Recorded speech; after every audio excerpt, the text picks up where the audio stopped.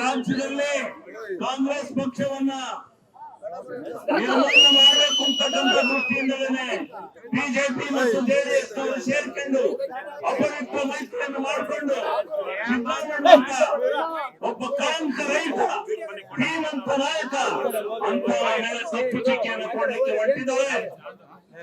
ಸಮಾಜವಾದಿ ತಮ್ಮ 50 ವರ್ಷ ರಾಜಕೀಯ ಜೀವನದಲ್ಲಿ ಒಂದೇ ಒಂದು ಆಪಾದನೆಯನ್ನ ಕೊಟ್ಟಿರಲಿಲ್ಲ. ಅದಕ್ಕೋಸ್ಕರ ಈಗ ಎಂತರ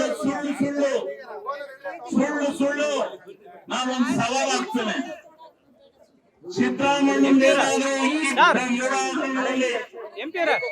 ಒಂದೇ ಒಂದು ತಪ್ಪಿದ್ರೆ ನಿಮ್ಮ ಮನೆ ಜೀತದಾಳ ದುಡಿತೀನಿ ಗೊತ್ತಿರೋ ಸವಾಲಿಗೆ ಕಾಂಗ್ರೆಸ್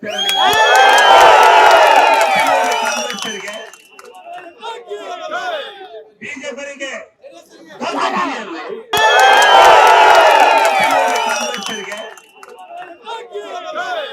ಬಿಜೆಪಿಗೆ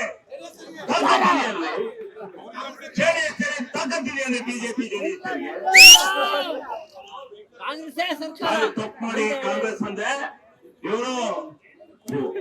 ಇವರಿಗೆ ಮಾನ ಮರ್ಯಾದೆ ಇದ್ರೆ ಆತ್ಮಸಾಕ್ಷಿ ಇದ್ರೆ ಸುಳ್ಳು ಕತೆ ಕಟ್ಕೊಂಡು ಸಂವಿಧಾನದ ಮುಖ್ಯಸ್ಥರಾದಂತ ರಾಜ್ಯಪಾಲರನ್ನ ಗೊಂಬೆ ಆಟ ಮಾಡ್ಕೊಂಡು